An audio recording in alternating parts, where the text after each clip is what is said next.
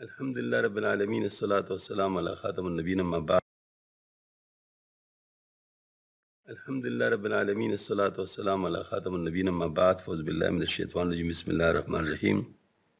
معزز خواتین و حضرات، آج اتوار کا دن ہے اور اتوار کے دن ہمارے ہاں مثنی مولا روم کا درس ہوتا ہے. دفتر پنجم حصہ دوم حکایت نمبر 156 سے انشاءاللہ شروع کیا جا رہا ہے. خبر یافتن امیر و خشم آلودہ رفتن بسر ظاہر. امیر کا اس واقعے سے خبر پانا غضبناک اور زاہد پر چڑھائی کرنا.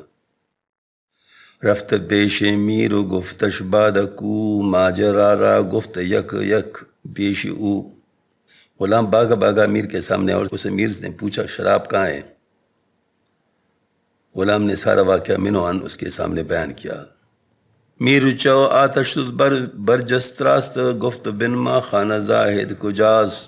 امیر یہ سن کر آگ کی مانند تیز ہو گیا اور تیش میں کود کر کھڑا ہو گیا. پھر بولا زاہد کا گھر مجھے دکھا کہاں ہے؟ تابدی گرزی گراں کو ہم سرشت آسرے بے داعش مادر غرش، تاکہ اس باری گرس کے ساتھ اس بے عقل مادر بخطا کا سر پوڑ دوں. اونچی داند امر معروف اسگی تالف معروف اس شورگی.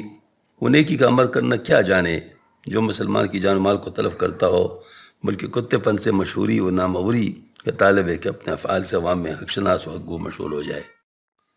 تابدی سالوس خود راجا کند، تاب چیزیں خوش را پیدا کند، تاکہ اس سے اکار سے اپنے لیے منزلت پیدا کرے اور کسی ڈب سے اپنے آپ کو لوگوں میں نمایاں کرے. اون دارت خود ہنر اللہما کی تسلس می کند با مردما. وہ کوئی ہنر بھی نہیں رکھتا مگر یہ کہ لوگوں کے ساتھ فریب کرتا ہے. وہ اگر دیوان استو فتنہ کاؤ چار دیوانے چود کیرگاؤ. وہ اگر دیوان فتنہ گئے دے تو دیوانے کا علاج کیا ہوتا ہے؟ کیرگاؤ کا تزیانہ. تاکہ شیطان اسرش بیرو رود بیلتی خربندگا خرچوں رود. تاکہ شیطان اس کے سر سے نکل جائے. کھماروں کے ضرب کے بغیر گدا کب چلتا ہے؟ لاتوں کی بھوت باتوں سے نہیں مانتے. میرو بیرو جست دبو سے بدس نیم شب آمد بزاہد نیم مست. اتنا کہ اگر امیر باہر نکلا اور گرز ہاتھ میں تھا، آدھی رات کو زاہد کی طرف آیا جبکہ غصے سے نیم مست تھا. زاہد نیند سے نیم مست تھا. خواست کشتن مرد زاہد راز خشم. مرد زاہد گشت پنہا زیر پشم. اس نے غصے سے مرد زاہد کو مار ڈالنا چاہا. مرد زاہد پشم کے نیچے چھپ گیا.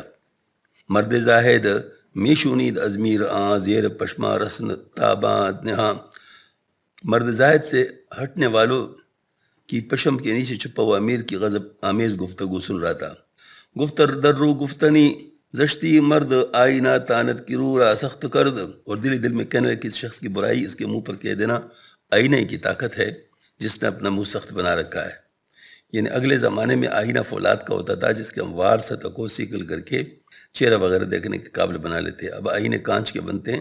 اس میں رسم قدیم کی بنا پر ادبیات فارسی میں آئینہ کو سخت روح، جوہردار، زنگ خوردہ وغیرہ صفات کے ساتھ منسوب کیا جاتا ہے. زاہد کہتا ہے کہ آئینہ سخت روح ہے، اس لیے جو شخص اس کے سامنے اپنے منہ لاتا ہے آئینہ اس کا عکس دکھا کر بلا تمل اس کے چہرے کو اس پر عیاں کر دیتا ہے. مجھ میں یہ بات کہاں کہ امیر کے عیب کو واشگاف کر کے اب اس کے سامنے آ سکوں، لہٰذا مجھے حرکت نہیں کرنی چاہیے تھی. یا آئینہ کسی سخت روحی مجھ میں ہوتی. روی باید آئینہ وار آہنی تات گوئے دروئی زشت خود ببین. اے امیر آئینہ کی طرح آئینی منہ ہونا چاہیے تاکہ تجھے کہے کہ اپنے برے منہ کو تو دیکھ. زاہد کے پشم کے نیچے چھپ جانے کی تمثیل میں ایک اور حکایت ارشاد ہے. جیسے کہ میں عرض کرتا رہتا ہوں کہ حضرت مولانا روم رحمۃ اللہ علیہ حکایات کے ذریعے سے چاہے وہ فرضی ہوں چاہے وہ حقیقی ہوں چاہے وہ فحش ہو، جس طریقے سے وہ اس سے بہت مفید مضامین برآمد کرتے ہیں. اس کا کام جو ہوتا ہے وہ اصل میں اس سے مفید مضامین برآمد کرنا ہوتا ہے. تو یہ اصل میں اس وجہ سے جو ہے نا مطلب یعنی بتایا جا رہا ہے. تو اس میں درمیان میں یہ بات آ گئی کہ مطلب یہ ہے کہ بعض لوگ یعنی عاقبت اندیشی نہیں رکھتے کہ کس چیز کا اثر کیا ہوتا ہے. مثلا کوئی نیک کام بھی کرنا چاہتا ہے تو وہ عاقبت اندیشی کی وجہ سے بعض دفعہ خراب ہو جاتا ہے.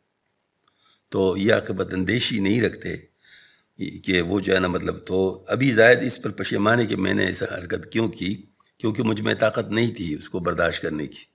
تو میں صرف یعنی زبانی بات کر لیتا تو اچھی بات تھی. لیکن اب تو ظاہر ہے جو کچھ ہونا تھا ہو چکا تھا.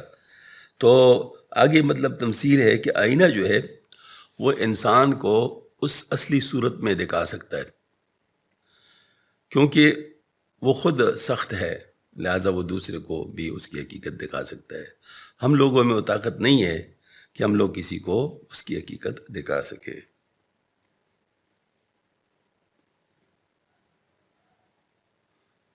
حکایت مات کر دینے دلق سید شاہ ترمزرا. ایک مسخر مصاحب کا سید شاہ ترمز کو مات کر دینا. شاہ باد القق ہمی شطرنج باخت مات کردش زود خشم شہ بتاخت.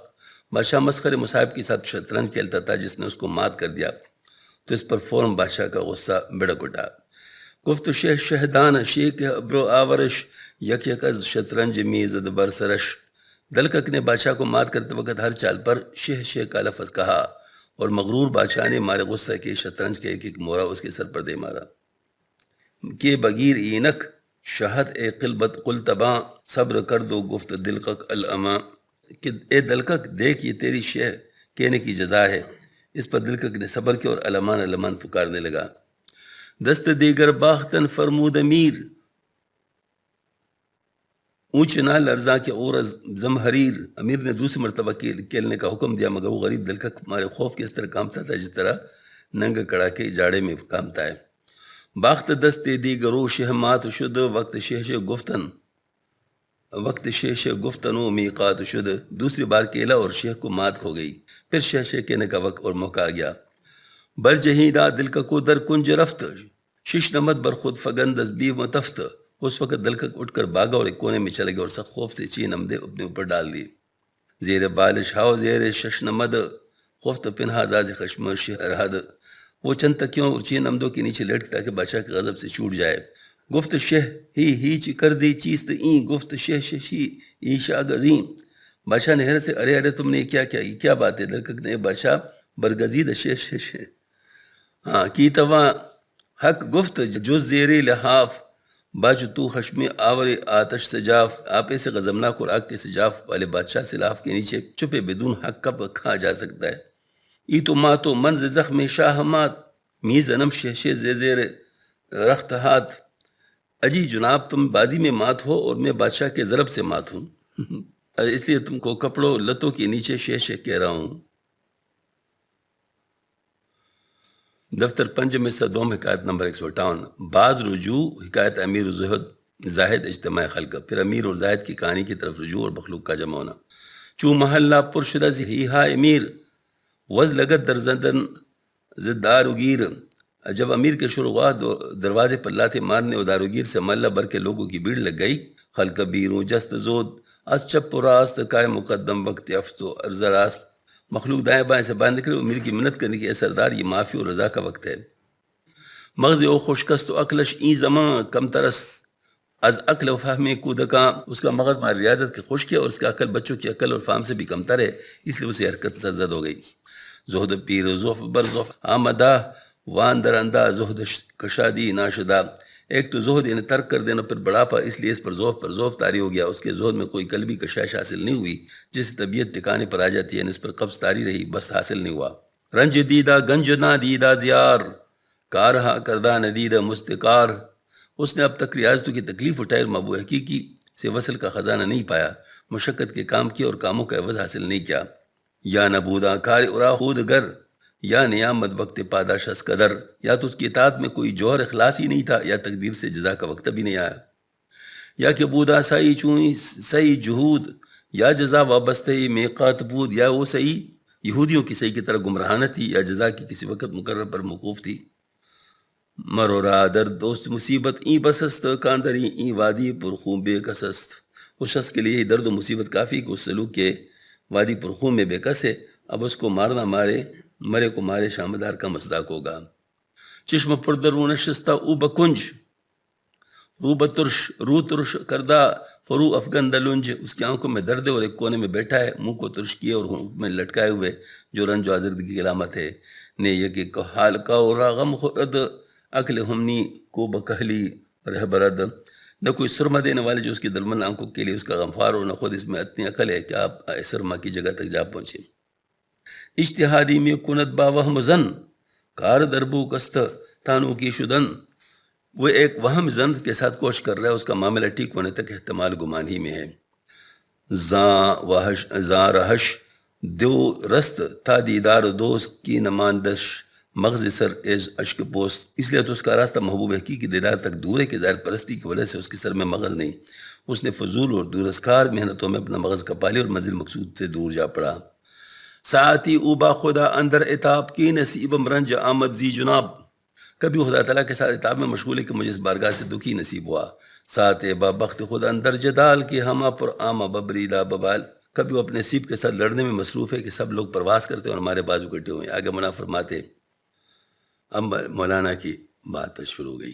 ہر کی محبوس است اندر بو و رنگ گرچ درز و دست خود باشد بتنگ. جو شخص اس زاہد کی طرح منافع دنیاوی کی بود رنگ کے لگن میں گرفتار ہے، اگرچہ وہ زہد میں مگر خود تنگ ہوتا ہے. مطلب یہ ہے کہ زہد جو ہے وہ اس کا مقصد کیا ہونا چاہیے؟ مقصد یہ ہے کہ اللہ پاک راضی ہو. اس لیے نہیں کہ میں زاہد مشہور ہو جاؤں. آپ اگر انڈیا کی جوگیوں کو دیکھیں، جس نے کبھی کسی نے ایک بازو خشک کیا ہوتا ہے، کوئی جو ہے نا مطلب ہے کہ وہ کئی دن بھوکا رہتا ہے، ہاں کوئی جو ہے نا مطلب ہے کیا کرتا ہے، کوئی کیا کرتا ہے. وہ سب اسی مشہوری کے لیے کرتے ہیں کہ دیکھو نا اس نے یہ کمال کر دیا، اس نے یہ کمال کر دیا. تو کیا چیز ہے یہ کوئی عقل مندی تو نہیں ہے. اصل میں تو جو زہد ہے وہ اس لیے ہوتا ہے، بلکہ اصل معنی میں جو زاہد ہوتا ہے وہ یہ ہے کہ جو اللہ کے پاس ہے اس پر اس کو زیادہ یقین ہو اس سے زیادہ کہ جو اس کے پاس ہے. مطلب یہ ہے کہ جو اس کے پاس اس سے زیادہ یقین اس پر ہو کہ جو اللہ کے پاس ہے. یہ اصل میں زاہد ہے.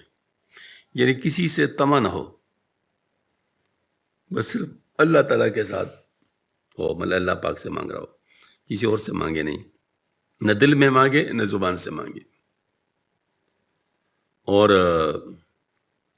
باقی یہ ہے کہ مشہوری کی طلب کرنا یہ بھی تو زہد کے خلاف ہے، کیونکہ یہ بھی تو دنیاوی چیز ہے نا. مشہوری کی طلب کرنا یہ بھی تو زہد کے خلاف ہے. کیونکہ زہد کیا ہے؟ وہ یہی ہے کہ جو نفس کی خواہشات ہیں ان کو دبا کے رکھنا. حب جاہ، حب مال، حب باہ، تینوں سے بچنا. حب جاہ مشہوری کے محبت سے، حب باہ لذات کی محبت سے، اور مال کی محبت سے، ان تینوں سے بچنا، یہ زہد ہے.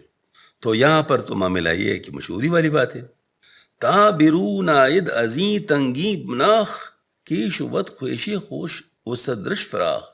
جب تک وہ اس تنگ باڑے سے باہر نہیں نکلے گا اس کی خصلت اچھی اور اس کا سینہ فراخ کب ہو سکتا ہے؟ مطلب یہ ہے کہ وسعت قلبی، وسعت نظری، وسعت فکر تب انسان کو حاصل ہو سکتا ہے جب انسان سے طمع نکل جائے. ہاں جی ٹھیک ہے نا. ورنہ کسی کو دیکھے گا تو کسی کے ساتھ کیا چیز دیکھ کر تنگ ہوگا، کسی کے ساتھ کیا چیز دیکھ کر تنگ ہوگا. ہاں جی تو معاملہ تو دگرگوں رہے گا. ہاں جی زاہداں را در خلاف شز گشاد تیغ استران شاید ہی چداد. اس لیے تو زاہد کو فتح یاب سے بیشتر تنہائی میں چری اس طرح ہرگز نہیں دینا چاہیے. کز زجرے خود را بدرنا شکم غصہ آبی مرادی ہا غم. کہ ان نامرادی اور غم کے باعث جو اس راہ سلوک میں پیش آ رہی ہے تنگی سے خود کو اپنا پیٹ پاڑ ڈالے گا. بے مرادی ہائی این دنیا خوشست، با مرادی تند خودی سرکشست. بخلاف اس کے کہ دنیا لگے نامرادی ہے انسان کو منکسر مزاج اور بلے ماس بنانے کے لیے اچھی ہے، اور دنیاوی مراد مندی تند خود سرکش بنا دیتی ہے. مطلب یہ ہے کہ یہ اصل میں بات یہ ہے کہ کسی کی نظر اگر دنیا کی شہرت پر ہو، یا مثال کے طور پر دیکھیں، اور میں دور نہ جاؤں، میرے خیال میں شاید ایک چیز ہے جو کہ ہم لوگ سب جانتے ہیں، بس کسی کو خلافت کا طلب ہو، اب اسی کے لیے مجاہدہ کر رہے، اسی کے لیے محنت کر رہے، اسی کے لیے نمائش کر رہے، اسی کے لیے سب کچھ کر رہا ہے، تو ہر وقت اس پر تنگ ہو کہ کیوں نہیں مل رہا، کیوں نہیں مل رہا، دیکھو میں اتنی کوشش کر رہا ہوں ابھی تک نہیں ملا، ابھی تک نہیں ملا، ابھی تک. ہاں جی، تو ظاہر مطلب ہے تنگ ہی ہوگا نا، سٹریس بڑھے گا، پریشان ہوگا. تو یہ دنیاوی، تو دین دنیاوی امور کا معاملہ برعکس ہے. دینی مراد مندی جس سے یہاں منازل سلوک تو ہونا مراد ہے، انسان کو خوش اخلاق و منکسر مزاج بنا دیتی ہے. نامرادی جس سے قبض کی حالت مراد ہے، بے تابی و تنخوئی پیدا ہوتی ہے، بخلاف اس کے دنیاوی مراد مندی سے غرور، تکبر اور سرکشی، اور دنیاوی نامرادی سے عجز و مسکنت اور خاکساری پیدا ہوتی ہے. ہاں جی، اللہ اکبر.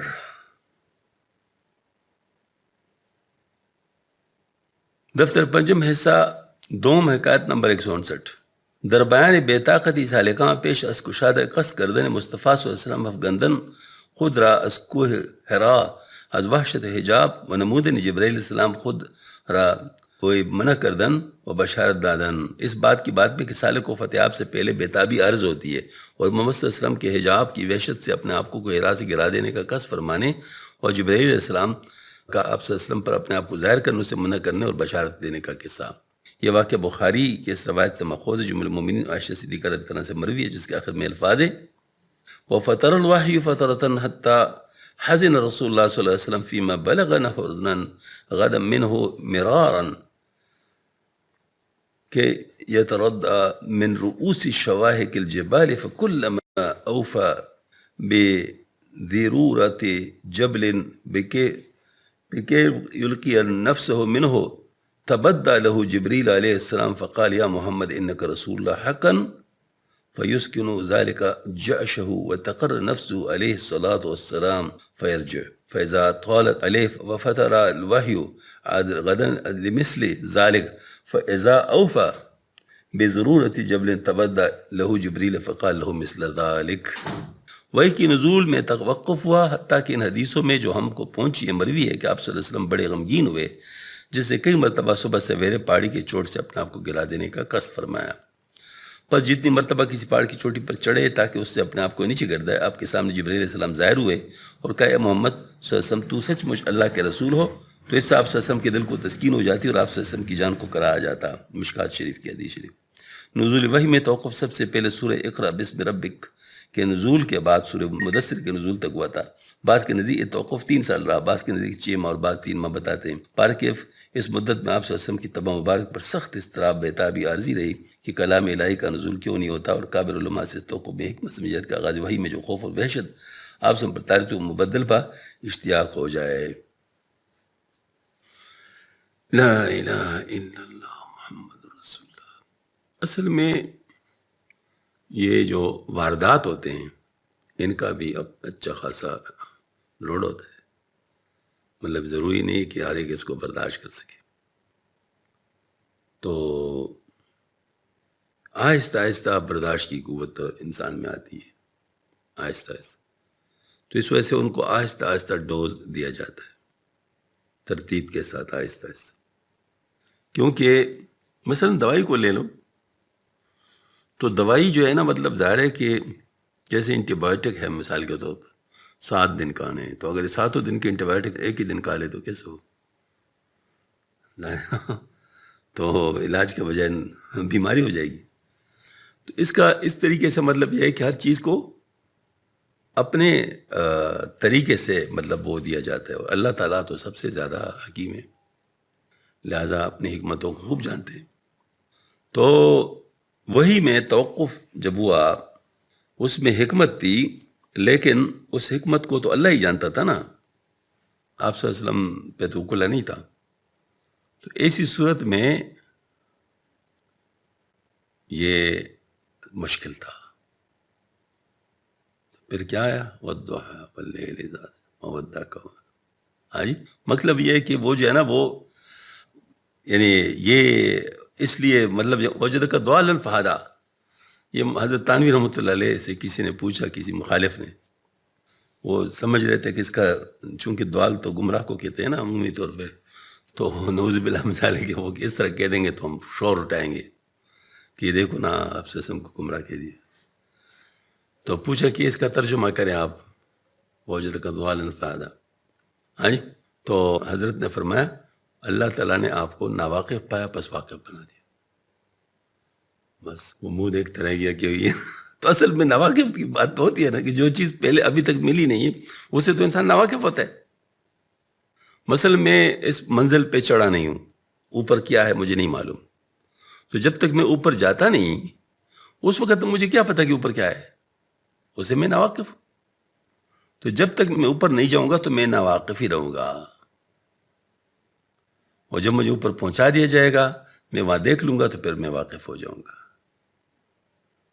تو اب اگر کوئی مجھے کہہ دے کہ ہم نے آپ کو ناواقف پایا کہ آپ اوپر کی منزل کو نہیں جانتے تھے, ہم نے آپ کو واقف بنا دیا, اوپر چڑھا دیا, دیکھا کیا یہ چیز ہے, تو اس میں کیا گمراہی ہے.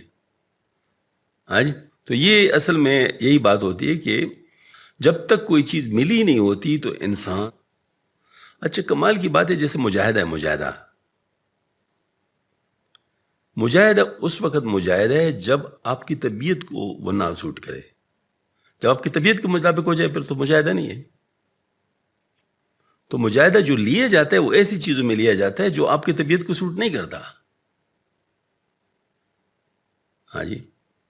مثلا ایک مالدار آدمی ہے, اگر اس سے آپ 1000-2000 روپے لگوا دیں تو اس کے لیے کیا مجاہدہ ہے, اس کے لیے تو یہ مجاہدہ نہیں ہے. لیکن غریب آدمی جس کی پوری دیہڑی 700 روپے ہے, اس سے آپ 2000 روپے ڈس دے رہے تو اس کے لیے تو بہت بڑا مجاہدہ ہے. ہاں جی. اس طریقے سے اگر آپ ایک اٹینڈنٹ کو کہ جب بازار سے 10 دفعہ سودا لے آؤ تو اس کے لیے مجاہدہ نہیں ہے. لیکن کسی امیر کو جو ایسا حیثیت ہو ان سے اب کہ یہ چیز لے لو فلان تک لے جاؤ تو اس کے لیے بھی بہت بڑا مجاہدہ ہے. یہ تھے نا وہ حضرت شبلی رحمۃ اللہ علیہ, یہ گورنر تھے اپنے علاقے کے. تو کسی بات پہ اب بادشاہ کے ساتھ اختلاف ہو گیا تو اس نے گورنری سے استعفیٰ دیا, چلے گئے حضرت جنید بغدادی رحمۃ اللہ علیہ کے پاس. تو حضرت نے ان سے فرمایا کہ دیکھو اگر میں آپ سے مال لے لوں, ان مال کا مجاہدہ, تو آپ کے پاس مال ہے نہیں, تو اس وجہ سے میں آپ کو یہ کہتا ہوں کہ تم جہاں گورنر رہتے نا وہاں آپ نے 1 سال سبزی بیچنی ہے. 1 سال سبزی بیچنی ہے. تو باقاعدہ سبزی کا آواز لگاتا تھا, مطلب جناب وہ بیچتا رہا 1 سال. پھر اس کے بعد وہ آیا تو حضرت نے اس کا امتحان لیا, فرمایا نہیں ابھی کچھ کام باقی ہے, پھر 1 سال اور. پھر میرے خیال میں 3 سال تک اس طرح کرتا رہا. پھر اس کے بعد ماشاءاللہ اس کا دل اللہ تعالیٰ نے کھول دیا. تو پوچھے کہ اب تم کس حالت میں ہو, تو انہوں نے کہا اس وقت روئے زمین پر مجھ سے برا آدمی کوئی نہیں ہے. انہوں نے کہا اب کام بن گیا. وہ ساری نکل گئی نا, وہ چیز اکڑ پر نکل گئی نا. اب اگر اس کو بتائیے کہ 3 سال کے بعد ہم آپ کو اجازت دیں گے اور یہ 3 سال تک ہے, تو کیا وہ مجاہدہ رہتا؟ پھر مجاہدہ نہ رہتا. جب تک انسرٹینٹی تھی اس وقت تک وہ مجاہدہ تھا. تو میں کبھی کبھی بتا دیتا ہوں مجاہدات کی وہ کیا ہے, تو بہت ساتھی مجھے کہتے ہیں جی ہمیں مجاہدہ دینا. میں نے کہ جب دوں گا پھر پتہ چلے گا. جب مجاہدہ دوں گا پھر پتہ چلے گا کہ کیا مجاہدے کا کیا مزہ ہے. ہاں جی. مجاہد تو اس کو کہتے ہیں جو آپ کی طبیعت نہ چاہے. ہاں جی. یا کریم سادی رحمت دیدار می نمائے پرہیز می کنی, بازار خوش آتش ما تیز می کنی, مصطفیٰ را ہجر چوں پہ فراختی خوش راز کوہ می انداختی. محمد صلی اللہ علیہ وسلم پر جب وحی لائی کا فراق غلبہ پاتے تو اپنے آپ کو پہاڑ سے نیچے گرا دینے کا عزم فرماتے. تاب گفتی جبرائیلش ہی مکن کہ ترا بس دولت است امر کن, حتیٰ کہ جبرائیل سے مدار ہو کر آپ سے کہتے ہیں محمد ایسا نہ کیجیے کیونکہ آپ صلی اللہ علیہ وسلم کے لیے حق تعالیٰ کے حکم کن سے رسالت و نبوت کی عظیم الشان دولت مقدر ہو چکی ہے. مصطفیٰ ساکن شدی زنداختن باز ہجرہ آوریدی تاختن. تو آپ صلی اللہ علیہ وسلم اپنے آپ کو ایران سے ٹھہر جاتے, پھر فراق کا اس طرف حملہ کرتا. بعض خدرہ سر نگو از کوہ او می فکندی از غم و اندوہ او. پھر آپ سب غم و اندوہ سے مغلوب ہو کر اپنے آپ کو پہاڑ سے سرنگوں گرا لیتے. بعض خود پیدا شدیاں جبرائیل کہ مکن ای کی تو شاہی بی بدیل.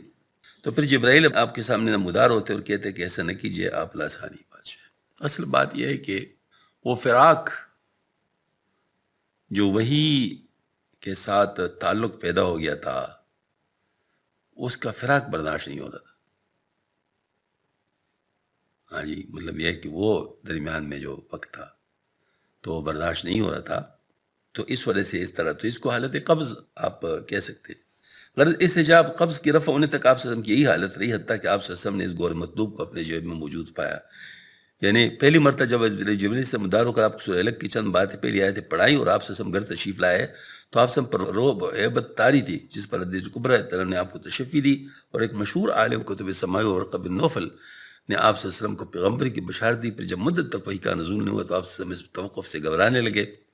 آپ صلی اللہ علیہ وسلم کا اضطراف کلام الہی کی اشتیاق کی لیتا، جس پر جبرائیل علیہ السلام آپ کو تسلی دیتے کہ آپ صلی اللہ علیہ وسلم خدائی دفتر میں رسول بلکہ سید المرسلین درج ہو چکے ہیں، اور رسول پر کلام الہی کا نازل ہونا لازمی ہے، لہذا آپ کو نزول کلام سے مایوس نہیں ہونا چاہیے.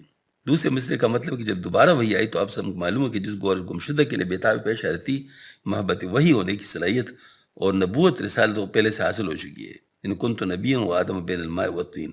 آگے آپ مولانا آپ صلی اللہ علیہ وسلم کی اس اضطراب اور زندگی سے بیزاری کے متعلق فرماتے ہیں. اب دیکھیں سب سے بڑی بات یہ ہے کہ آپ صلی اللہ علیہ وسلم پر پہلی وحی جو آئی تو آپ صلی اللہ علیہ وسلم کیوں گھبرائے؟ مطلب ظاہر ہے اس کا مطلب ہے کہ وحی کا بارے میں بھی ورقہ بن نوفل نے بتایا نا کہ یہ تو وہی ناموس ہے،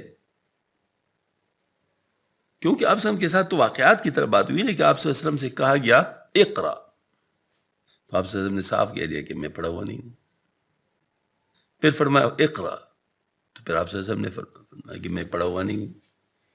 پھر پھر جبرائیل علیہ السلام نے مطلب جنون کو بھیج دیا سینے کے ساتھ. پھر اس کے بعد پھر حتیٰ کہ آپ سب کا سینہ مبارک کھل گیا اور پڑھنے لگے جو مطلب ہے. تو یہ جو ہے نا مطلب یہ ہے کہ اب یہ واقعہ ہو گیا، لیکن وہ روب طاری ہو گئی، کیونکہ ایک فرشتے کا اور ایک وحی کا، وحی بہت ثقیل چیز ہے. قرآن پاک میں اس کی باقاعدہ یعنی موجود ہے، لو انزلنا ھذا القرآن علی جبل لرأیتہ خاشعا متصدعا من خشیۃ اللہ. لیکن ثقیل ہونے کے ساتھ محبوب بہت ہے کیونکہ اس میں اللہ تعالیٰ کا تعلق ہے، تو محبوب بھی بہت ہے لیکن برداشت بھی نہیں ہوتا. حضرت عامر صاحب اس کو ذرا اپنے انداز میں بیان فرماتے ہیں ایسی چیزوں کو. فرمایا کہ محبوب اگر آ کر پیچھے سے وہ بازو میں لے لے اور بینچے تو بالکل ایک ایک پسلی جواب دینے لگے، تو یہ چیخے نا تو محبوب کو کہتے اگر چاہو تو میں کسی اور کو دبا دوں تو پھر کیا کہتے ہیں وہ، نہیں چھوڑے نہیں. تو اسی طریقے سے مطلب یہ کہ تکلیف ضرور ہوتی ہے، ثقل ہے، لیکن یہ ماشاءاللہ محبوب ہے. تو وہ ثقل کو دور کرنے کے لیے فراق چاہیے تھا. ہاں جی، فراق چاہیے تھا. تو آپ صلی اللہ علیہ وسلم اس کے محبوب ہونے کی وجہ سے اس فراق کو برداشت نہیں کر رہے تھے. ادھر سے حکمت یہ تھی، ادھر سے مشکل یہ تھا، تو دونوں چیزیں ایک وقت میں تھی. تو پھر اس کے بعد جب دوبارہ وہی آ گئی تو پھر سبحان اللہ پتہ چل گیا. دوسرے مسئلے کا مطلب کہ جب دوبارہ وہی تو آپ سب کو معلوم ہے کہ جس گور گمشدہ کے لیے بیتابی پیش آ رہی تھی، یعنی محبت وہی ہونے کی صلاحیت اور نبوت اور رسالت پہلے سے حاصل ہو چکی ہے. کنت نبیا و آدم بین الماء والطین. آگے مولانا صلی اللہ علیہ وسلم کے اس اضطراب و زندگی سے بیزاری کے متعلق فرماتے ہیں، بیر ہر محنت چ خدرامی کشن اصل محنت ہاست اینچو نشکشن. جب عادل لوگ دنیا کی ہر مصیبت کے نازل ہونے سے خودکشی پر آمادہ ہو جاتے ہیں تو یہ مشاہدہ حق اور تجلیات ذات کی جدائی تو تمام مصائب کی اصل ہے، بس اس کو کیوں کر برداشت کریں. یعنی جو لوگ ہیں دنیا کے، وہ اگر کوئی مصیبت آتی ہے تو اس سے خودکشی پہ آمادہ ہو جاتے ہیں، تو یہ تو ایک دنیائی تکلیف ہے. وہ تکلیف وہ تو ظاہر خالق کل کے تعلق کے فراق کا تکلیف ہے، تو وہ کیسے انسان برداشت کر سکتا ہے. ایک نعمت مل جائے اچانک اور پھر چھننے کا خوف ہو جائے تو پھر بہت زیادہ مطلب یہ کہ تکلیف ہوتی ہے. از فدائی مردما راہی رتیست ہر یک ازما فدائی سیرتیست، محبوب حقیقی کے شوق میں اپنے آپ کو فدا کرنے پر لوگوں کو تعجب آتا ہے، حالانکہ ہم میں ہر شخص ایک نہ ایک غرض پر فدا ہے۔ یعنی گویا یوں سمجھ لیجئے کہ جو جس چیز سے مانوس نہیں ہے تو اس کے مسائل کو جانتا بھی نہیں ہے، اس کے مسائل کو جانتا بھی نہیں ہے۔ تو جن کے اوپر وہ گزرتی ہے وہی ان کو پتہ ہوتا ہے کہ مجھ پر کیا گزر رہی ہے۔ تو دنیا کی چھوٹی چھوٹی چیز کے لیے لوگ کس حد تک پریشان ہوتے ہیں۔ حضرت مولانا اشرف صاحب رحمۃ اللہ علیہ کے پاس ایک طالب علم آیا، میڈیکل اسٹوڈنٹ، وہ ایک پرچے میں فیل ہو گیا تھا، تو اس نے خودکشی کا ارادہ کیا۔ پھر اس کے بعد اس کے دل میں آیا کہ چلو مولانا صاحب سے مل کے ذرا خودکشی میں کر لوں گا، اچھے آدمی ہیں، ان سے آخری ملاقات ہو جائے۔ تو جا کے حضرت سے ملاقات کی اور ساتھ بتا دیا کہ اس طرح میرا ارادہ تھا۔ تو خودکشی والے کو نصیحت کرنا بڑا مشکل ہوتا ہے۔ جو اپنے آپ کو ختم کر سکتے ہیں اس کو آپ کیا سمجھائیں گے؟ ہاں جی، تو اس وقت ذرا ٹیکنیکل طریقے سے ان کو سمجھانا پڑتا ہے۔ تو حضرت نے ان سے فرمایا کہ آپ آزاد ہیں، آپ جو کچھ کرنا چاہیں کر سکتے ہیں، میں نے آپ کو صرف ایک بات بتانی ہے، اور وہ یہ کہ تو خودکشی کیوں کر رہا ہے؟ تکلیف ہے تجھے، محرومی ہے، اس سے کر رہے ہیں نا؟ کہتے ہاں۔ انہوں نے کہا اگر یہ چیز تیرے خودکشی کے بعد بڑھ جائے تو پھر کیا کرو گے؟ وہاں سے کہاں جاؤ گے؟ مطلب یہ کہ اللہ پاک نے آپ کو جو موقع دیا تھا کام کرنے کا وہ آپ نے ضائع کر دیا، زندگی ضائع کر دی، اور ادھر وہاں مصیبت قبر میں اور پھر بعد آخرت میں شروع ہو جائے، پھر کیا کرو گے؟ بس اس کو یہ مطلب فرمایا، کیونکہ یہ تو ممکن ہے کہ واپس آ جائے وہ، کیونکہ دوبارہ امتحان دے دو گے، اور نہ بھی ہو جائے تو سارے میڈیکل والے ڈاکٹر تو نہیں ہے نا، مطلب ظاہر ہے کوئی اور کام بھی تو انسان کر سکتا ہے۔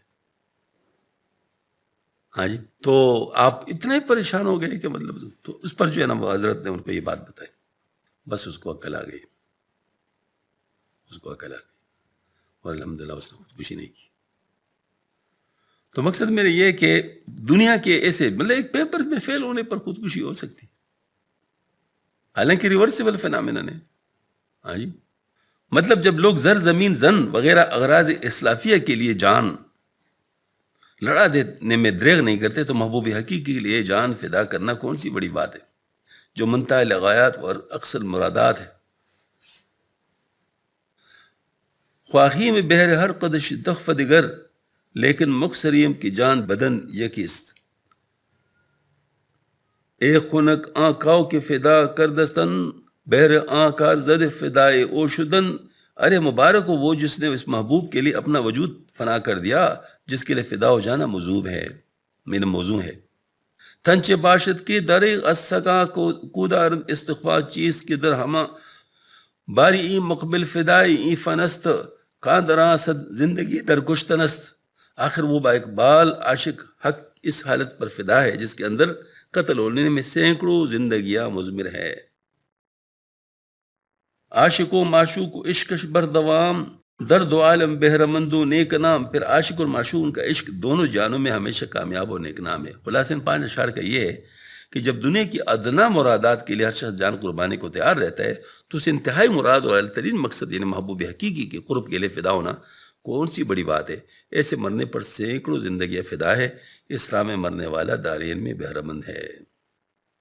اصل میں یہاں فدا ہونا اپنے آپ کو مارنا نہیں ہے، یہاں فدا ہونے کا مطلب اپنی نفس کو اس پر قربان کرنا ہے، کہ اپنے نفس کے جو تقاضے ہیں اس پر قربان کرنے ہیں۔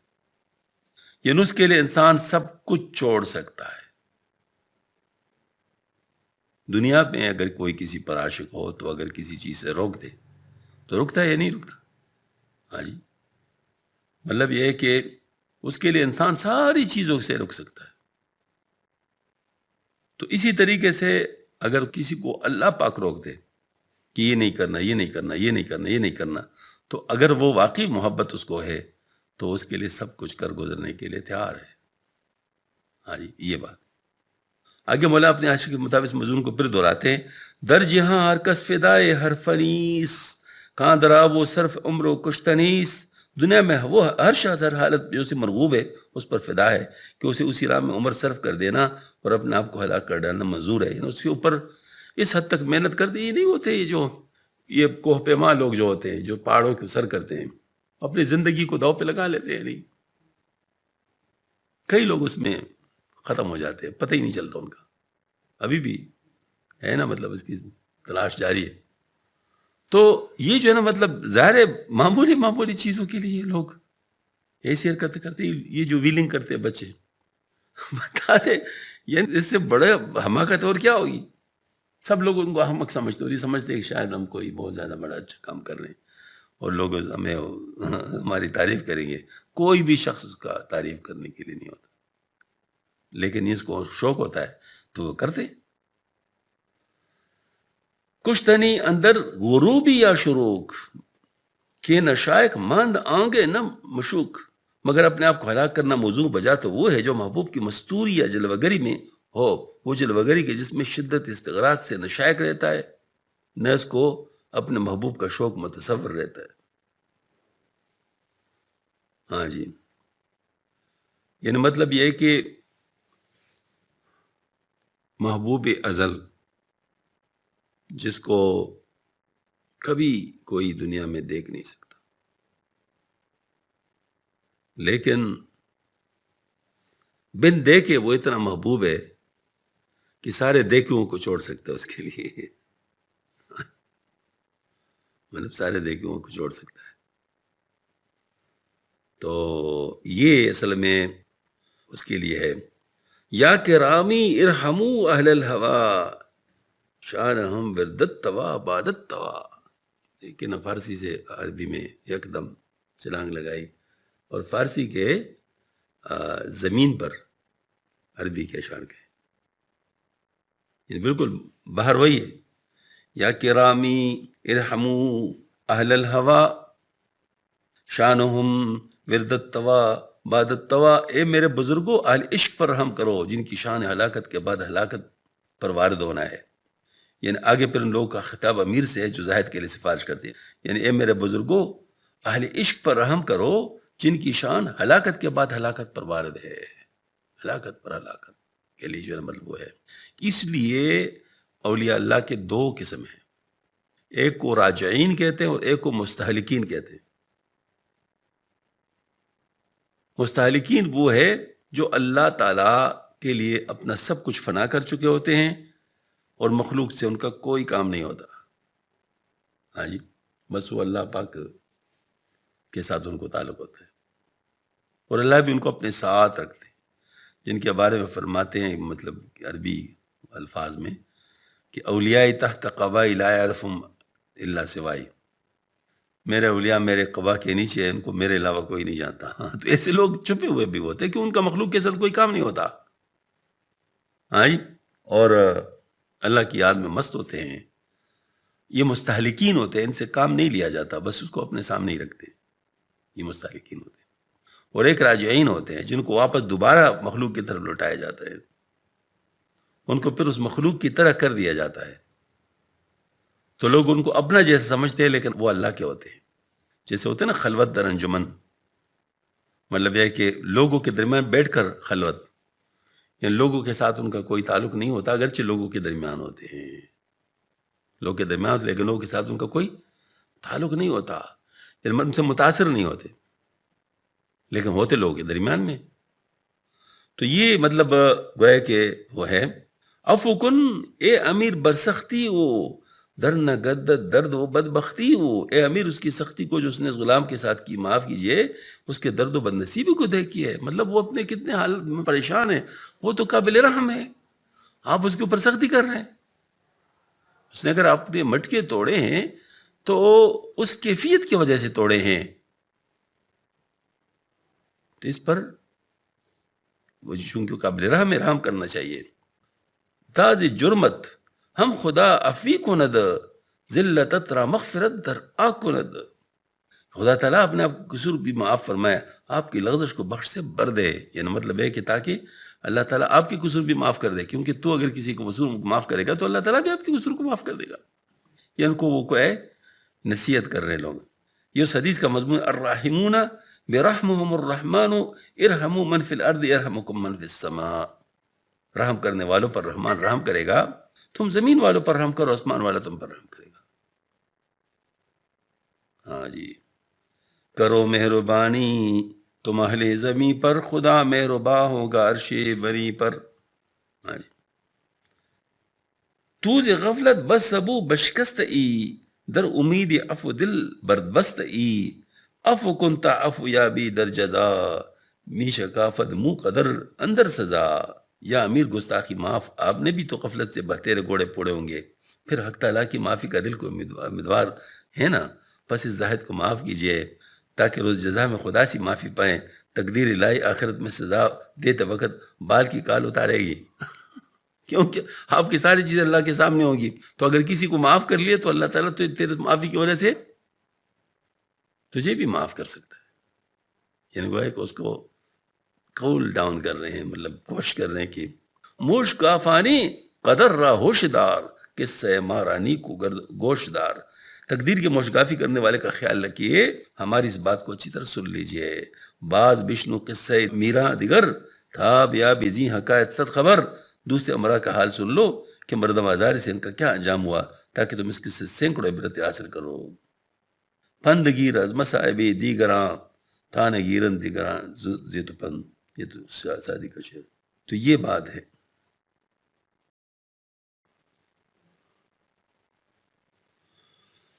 دفتر پنجم حصہ دویم حکایت نمبر 160. جواب گفتن امیر مشفیاں را او قبول کردن شفاعت بجہت گستاخی. امیر کا اہل سفارش کو جواب دینا اور زائد کی گستاخی کے باعث ان کی سفارش منظور نہ کرنا. میر گفتو کیست تا سنگے زند بر سبوئی ماں صبورا بشکند. امیر نے کہا وہ کون ہوتے جو ہمارے گڑھے پر پتھر مارے اور گڑھے توڑ ڈالے. چو گزر سازد بکوئی مشیر نر ترس ترساں بگزرو باسد ہزر. حالانکہ میرے روب وقار کا یہ عالم ہے کہ جب کوئی شیر نر بھی میرے کچھ سے گزرتا ہے تو ڈرتا ڈرتا سو خوف کے ساتھ چلتا ہے. بلکہ بگزار ذہیبت پنجرا مور گردت پیشی کہرم اژدہا. بلکہ میری ہیبت سے پنجہ کو بھی چھوڑ جاتا ہے، میرے کار کے آگے اژدہا بھی چونٹی بن جاتا ہے. بندے ماں راچ چرا آزرد دل کر دمارا پیش مہمانہ خجل. اس نے میرے غلام کے دل کو کیوں ارزودہ کیا، ہمیں مہمانوں کے سامنے شرمندہ کیا. وہ کہنے ہوگی اچھا میرے کے خانقاہوں کے درویش کو بھی اس کے گڑے پوڑ ڈالتے ہیں. شربتی کھاں بیز خون اس طریق ای زماں ہم چوز زنا از ماں گریخت. اس نے پینے کی وہ عمدہ چیز جو اس کے خون سے بھی افضل تھی گرا دی اور اب عورتوں کی طرح ہم سے بھاگ گیا. لیک جا از دست من اوکے برد گر شود چوں مرغ وہ بر بالا پرد.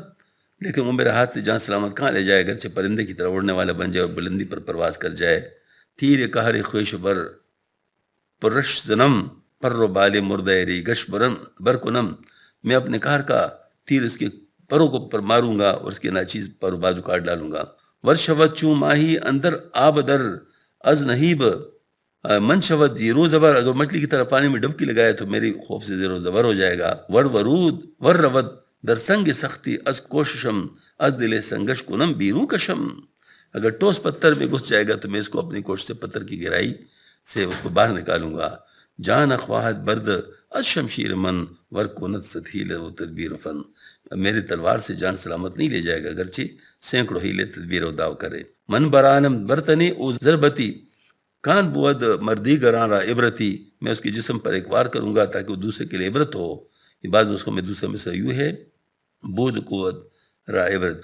کاری او سالوس رزر کو ہیلت است لیکن مقصودش بیان شہرت است. اس کا کام مقصود حریب ہیلا ہے لیکن اس کا مقصود اپنی شہرت ظاہر کرنا ہے. با ہما سالوس با مانیز ہم داد او صد چو ای دم دہم. سب کے ساتھ مکر کرتا ہمارے ساتھ بھی کرنے لگا. اب میں اس کر جیسے سینکڑوں کی داد اس گرس کے ساتھ دوں گا. برسرش چندہ زنم گرزی گراں کستنش بیرون رود گنجی رواں. میں باری گروز اس کے سر پر اس قدر ماروں گا کہ اس کے بدن سے روح رواں نکل جائے. خشم خوارش شدہ بہت سرکشی از دہانش می در خشید آتش. یعنی مطلب جو ہے نا وہ اس وقت اس امیر کا خونخوار غصہ بے قابو ہو رہا تھا، اس کے منہ سے آگ شغل ازن تھی. حکایت 161 حصہ دوم دفتر پنجم. دست و پای امیر بوسیدم بدم بار بار کر دے شب سائگاں زاہد امیر را. زائد کی سفارش کرنا اور پڑوسی کا امیر کے ہاتھ پاؤں چومنا اور دوبارہ سے امیر کی خوشامد کرنا، اس تقریب میں سفارشی نے خوشامد کا وہ جادو پر ہے جس کے اثر سے امیر کو ہتھیار رکھ دینے پڑے۔ ہاں جی، یہ اصل میں یہاں پر ہی بھی ایک بات ہے نا کہ خوشامد بری چیز ہے، لیکن کہیں ضرورت بھی پڑ جاتی ہے اچھے کام کے لیے۔ ہمارے ڈائریکٹر صاحب تھے، بڑے نیک آدمی تھے اور بہت ڈیوٹیفل اور دیانتدار آدمی تھے، تو ہمیں نصیحت کرتے ہیں کہ اپنے ذات کے لیے کسی کی خوشامد نہ کریں، لیکن اپنے انسٹیٹیوٹ کے لیے اگر آپ کو کسی گھٹنوں کو ہاتھ لگانا پڑے تو یہ کوئی وہ نہیں ہے، مطلب ہے کہ یعنی آپ بے عزتی نہیں ہے بلکہ یہ آپ کی عزت ہے، مطلب وہ یہ، اور وہ خود بھی اس طرح کرتا تھا، مطلب وہ جو ہے نا مطلب یہ کہ افسانہ بالا وہ مطلب ان کی محنت کر کر کے اپنے انسٹیٹیوٹ کے لیے چیزیں ان سے لیتا رہتا تھا، اور واقعی ایک کمرے کے انسٹیٹیوٹ سے پوری یونیورسٹی بنا لی پوری یونیورسٹی بن گیا بعد میں، اور وہی پاکستان کا بہترین یونیورسٹی بن گئی۔ تو یہ گویا کہ یوں سمجھ لیا کہ ایک شخص کی محنت اور اس کی مطلب جو ہے نا وہ دیانتداری اور ظاہر اس کے لیے قربانی، تو اللہ پاک نے اس کو یہ دے دیا، مطلب ظاہر ایک کمرے سے مطلب پوری یونیورسٹی بن گئی۔ یعنی وہ ایک وقت میں فزکس ڈپارٹمنٹ کا ایک قائد اعظم اسلام آباد یونیورسٹی کے فزکس ڈپارٹمنٹ کا ایک گروپ تھا، اب اس یونیورسٹی تک قائد اعظم اسلام آباد یونیورسٹی نہیں پہنچ رہی، تو اب دیکھیں مطلب ظاہر ہے اس کا اندازہ کر لے کہ بعض دفعہ خوشامد اگر انسان، تو یہاں خوشامد کا انداز وہ ہے، اب جو امیر کو خوشامد کر رہے ہیں نا بچانے کے لیے، کسی انسان کو بچانے کے لیے مطلب خوشامد کر رہے ہیں، آشفیاں ازدمو ہی ہائے او چند بوسی دند دستو پائے او، ان سفارش کرنے والے نے امیر کے دعوے اور شور و غار سے مرغوب ہو کر کئی بار اس کے ہاتھ پاؤں کو بوسہ دیے، کہا امیر از تو نہ شاید کی کشی باد اگر نہ تو بھی باد خوشی، اس غرض کہ اے امیر اگر آپ کے لیے کی نہ کشی زیبا نہیں، اگر شراب تلف ہو گئی تو بلا سے آپ شراب کے بغیر ہی اچھے ہیں۔ بعد سرمایہ ز لطف تو برد لطف آب تو است لطف تو حسرت خورد، آپ شراب نے بدون ہی اس قدر پرسرور لطف اندوز ہیں کہ خود شراب بھی آپ کے لطف سے سرمایہ حاصل کرتی ہے، مطلب دیکھیں نہیں ہے وہی خوش آمد کا انداز ہے نا، پانی کا لطف آپ کے لطف سے حاصل زدہ ہے۔ بادشاہی کن ببخشش اے رحیم اے کریم ابن کریم ابن الکریم، اے رحم والے بادشاہ نے سلوک کرو اور اسے معاف کر دو، بزرگ جو بزرگ زادہ اور بزرگ زادے کے فرزند ہو، لفظ یہ کہ بزرگ جو اس کے فرزند ہو، جو اس کا فرزند بزرگ کا فرزند تھا، ہر شرابی بندے این قد و حد جملہ مستہ رابوت برتو حسد، ہر قسم کے عمدہ سے عمدہ شراب اس قدر رخسار کی غلام ہے، تمام مستوں کو آپ پر حسد آتا ہے کہ امیر کے رخسار بلا شراب اپنے گلگوں ہیں اور ہم کو شراب پینے سے بھی وہ بات حاصل نہیں ہے، مطلب وہ جو ہے نا وہ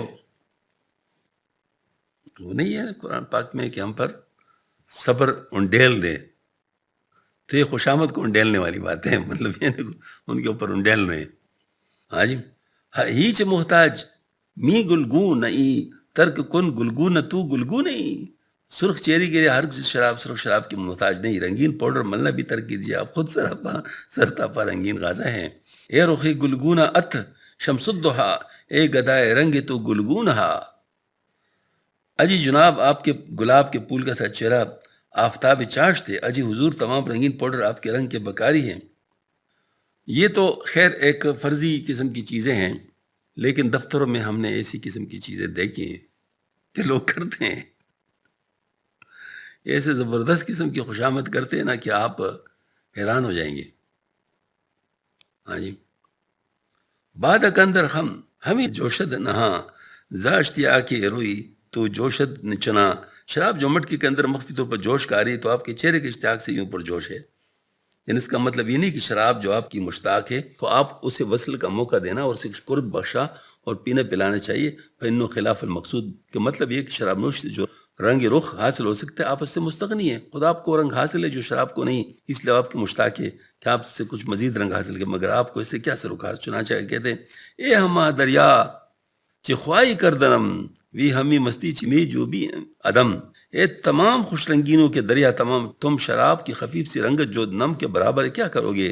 اور اے سراپا ہستی تم عدم کے کیا طالب ہو؟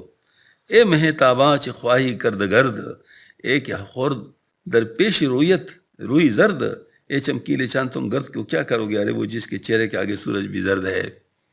تو خوشی وہ خوب اکانے ہر خوشی، تو چرا خود منت بادہ کشی۔ آپ شراب پینے بدون اچھے ہیں اور خوبصورت ہے اور خوبی کے کان ہے، پھر شراب کا احسانی کیوں اٹھاتے ہیں؟ تاج کرم ناس برفر کی سرت، تھوک آتب ناک آویز برت۔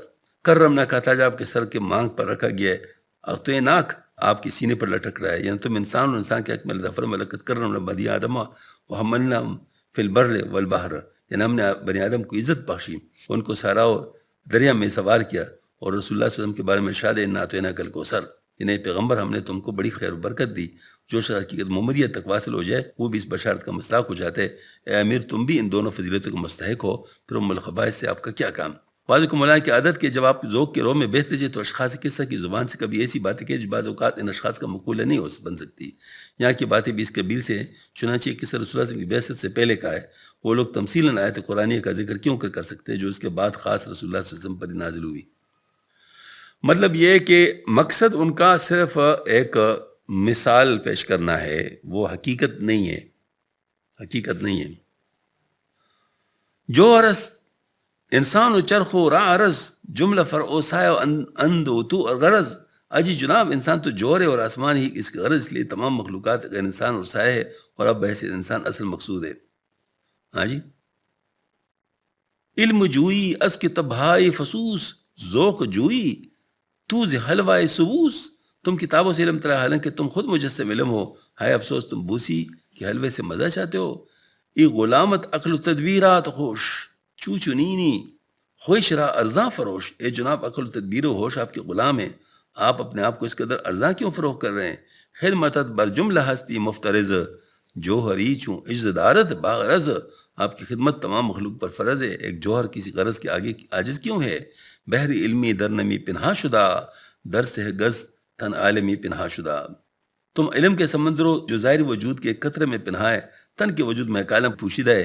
یا انسان کی شان عالی کے بارے میں فرماتے جو حضرت علی کرم اللہ وجہ کے قول منقول ہے، وانت الکتاب المبین الذی یظہر تزعم انکا جرم صغیر وفیک الضوید عالم الاکبر، اور تو کتاب روشن ہے جس کے حروف سے مخفی باتیں ظاہر ہوتی ہے، تجھے خیال ہے کہ تو ایک چھوٹا سا وجود ہے، حالانکہ تیرے اندر عالم اکبر بستور ہے۔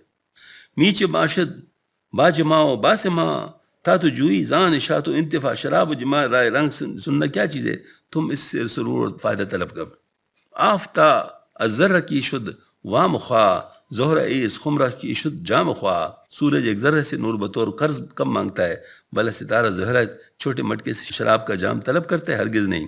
جان بے کیفیش تو محبوسی کیف آفتابی حب سے اکتا اینت حف، ایک بے کیف روح کیف میں مقید ہو گئی، ایک آفتاب گرہ کے اندر پنس گیا، دیکھو کس قدر افسوس کی بات ہے۔ یعنی روح انسانی باعتبار تجرد ایک بے کیف جوہر ہے جو کیفیات جسمانی کے علاج سے پاک و منزہ ہے، مگر جب وہ مقید بجسم ہو گئی تو علاج جسمانی اس کے لیے ناگزیر ہے۔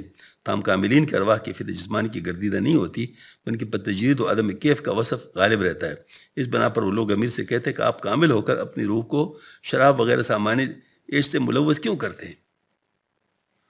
یہ وہ بات ہے جو حضرت مجدد صاحب رحمۃ اللہ علیہ ایک مکتوب میں بیان کر چکے ہیں کہ جن کو ظاہر مطلب وہ اللہ تعالیٰ کے ساتھ قرار ملا ہوتا ہے ان کو سماع اور ان چیزوں کی ضرورت نہیں ہوتی، مطلب وہ جو فرماتے ہیں یعنی وہ ان کو اللہ تعالیٰ کے ساتھ قرار ملا ہوتا ہے۔ تو یہ اسی قسم کی بات ہے کہ ظاہر مطلب درمیان کی جو چیزیں ہوتی ہیں ان سے وہ چیز حاصل، تو اگر آپ کو اصل چیز حاصل ہو جائے تو پھر کیا ہے؟ اس کا حضرت تھانوی رحمۃ اللہ علیہ نے ایک اشاریہ دیا ہوا ہے، اور وہ فرماتے ہیں کہ ایک شخص ہے وہ کسی کو دیکھ لے کہ بہت زیادہ مصیبت میں و تکلیف میں غریب ہے اور اپنا وہ نہیں کر سکتا، تو ایک آدمی آ کے اس کے لیے زار و قطار روتا ہے لیکن اس کی کوئی خدمت نہیں کرتا۔ ہاں جی، دوسرا آدمی آتا ہے اس کا ذرا بر چہرے پہ تبدیلی بھی نہیں آتی، بس جیب میں ہاتھ چلا جاتا ہے اور پیسے جو اس کے پاس اس کو دے کر چلتا میں نے۔ فرمایا ان میں دونوں میں کون اچھا ہے؟ دوسرا اچھا ہے، حالانکہ اس کے چہرے پہ ذرا بر بھی اثر نہیں آیا۔ فرمایا یہ تخلق باخلاق اللہ کا حامل ہے، یعنی اس کو اخلاق خدائی حاصل ہے، کیونکہ اللہ جل شانہ بھی متاثر نہیں ہوتا کسی چیز سے، لیکن اپنے حکمت سے اپنے علم سے مدد فرماتے ہیں قدرت سے، وہ کسی سے اس طرح متاثر نہیں ہوتے۔ اس طرح مطلب یہ ہے کہ جو اصل چیز ہے اس کو حاصل کرنے کے لیے جو درمیانی چیز ہے، تو جن کو ان چیزوں کی ضرورت ہوتی ہے وہ کم کامل ہے بمقابل اس کے جن کو اصل چیز بغیر ان زوائد کے ملتا ہے۔ مطلب یہ مطلب بات ہے، تو حضرت نے بھی درمیان میں یہ بات مطلب جو ہے نا وہ رکھی ہے۔ سبحان اللہ۔ زاہد کی ان سفارش اور ہمسایوں کا تقریر اس قدر معقول لاجواب تھی کہ امیر کا سارا تیش غضب ہرن ہو گیا۔ اب بجائے اس کے کہ اس زاہد پر اپنا غصہ شرارے جاڑتا الٹا اس کو اپنے ان لوگوں کے سامنے اپنی مخواری کی تعویل کرنی پڑ گئی، اور ان لوگوں نے جو عذرائے خوشامد اس کو بنانے کے لیے ایک دستار فضیلوں کی سپرک دی، اب امیر کو اس کے سنبھالنے کی فکر ہو گئی۔